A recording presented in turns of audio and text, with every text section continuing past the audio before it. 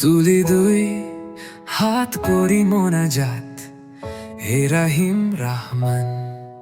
কত সুন্দর করি আদরণী মোদের করেছ দান। গাছে ফুল ফল, নদী ভরা জল, পাখির কণ্ঠে গান, সকলই তোমার দান।